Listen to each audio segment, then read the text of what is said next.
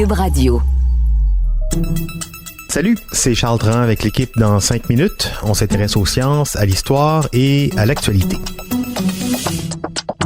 Aujourd'hui, on parle du Gulf Stream. Vous connaissez ce puissant courant marin qui contribue à réguler le climat en apportant les eaux chaudes des tropiques jusque dans l'océan Atlantique Nord avant de retourner vers le sud et de répéter le cycle. Son circuit est plus long, plus compliqué, mais en gros, c'est ça.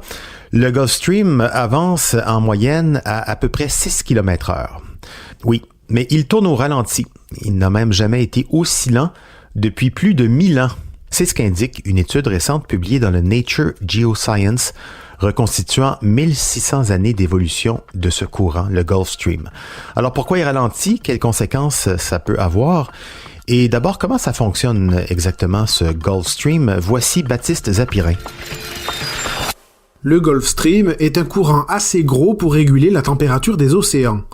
On pourrait le comparer à un genre de tapis roulant, mais de 100 à 200 km de large, qui roule autour de l'océan Atlantique, si on veut, transportant avec lui d'énormes quantités d'eau. On parle d'un débit de 20 millions de mètres cubes par seconde. C'est 100 fois plus que la rivière Amazone. Donc oui, avec un tel débit, il a une influence sur les températures de l'océan Atlantique. Et donc sur le climat en général, puisque la température des océans est un élément décisif pour sa régulation. Alors comment il tourne ce Gulf Stream ? Tout commence dans la mer des Caraïbes. Ici, on a de grands vents constants, les alizés. Ces vents poussent les eaux chaudes de ces régions tropicales vers le nord, au golfe du Mexique d'abord. Un courant d'eau chaude se forme donc, le Gulf Stream. De là, à cause des vents, de la géographie des côtes, de la température, d'autres facteurs, ce courant continue de se déplacer, mais en traversant l'Atlantique, vers le nord de l'Europe. Évidemment, en voguant vers le nord, l'eau chaude refroidit. Et comme l'eau chaude est en surface, puisqu'elle est plus légère que l'eau froide, elle finit par s'évaporer dans les airs. Résultat, l'eau qui reste dans le Gulf Stream est plus dense, car le froid, ça rapproche les molécules d'eau entre elles. Et en plus, comme il y a moins d'eau mais autant de sel, l'eau est plus salée.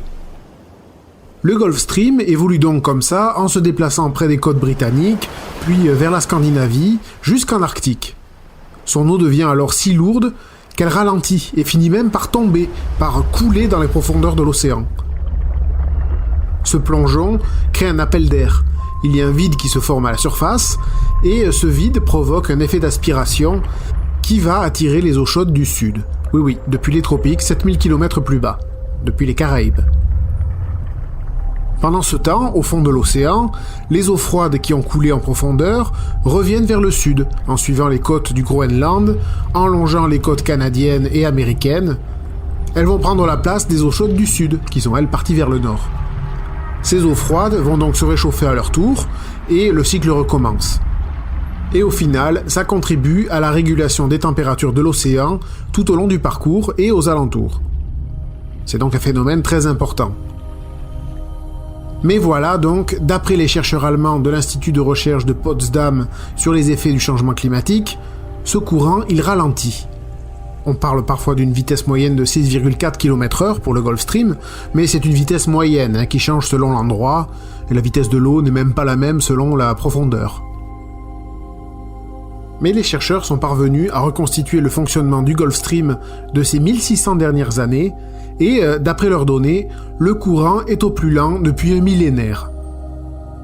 Il a perdu 15% de sa vitesse depuis 1950, et les scientifiques prédisent même une chute de 34 à 45% d'ici la fin du siècle, si le réchauffement climatique se poursuit. Et pour couronner le tout, une autre étude publiée en parallèle par d'autres chercheurs estime que le Gulf Stream pourrait carrément stopper net si le réchauffement climatique s'accélère. Oui, parce que ce ralentissement est directement lié au changement climatique causé par l'activité humaine, car la fonte des glaces modifie l'équilibre des eaux nordiques. Et alors, ça change quoi, un Gulf Stream plus lent ou arrêté ? Ça ferait du vilain. Les eaux qui se déplacent sur le tapis roulant du Gulf Stream ne se déplaceraient plus, ou beaucoup moins. Sur les côtes américaines, cela entraînerait une montée des eaux. En Europe, les scientifiques préviennent qu'il faudrait s'attendre à des vagues de chaleur plus fortes et des hivers plus rudes, bref, un climat plus extrême. Et comme la cause du ralentissement du Gulf Stream est déjà la perturbation du climat, ce serait le serpent qui se mord la queue. Ouais, le cercle vicieux, hein? Plus on réchauffe le climat, plus on a de problèmes. Plus on a de problèmes climatiques, plus d'autres problèmes apparaissent. Le ralentissement du Gulf Stream n'est qu'un symptôme. L'enjeu, c'est donc bien de cesser de réchauffer la planète, autant que faire se peut, et puis le Gulf Stream retrouvera sa vitesse tout seul comme un grand. Merci Baptiste Zapirin, c'était en 5 minutes.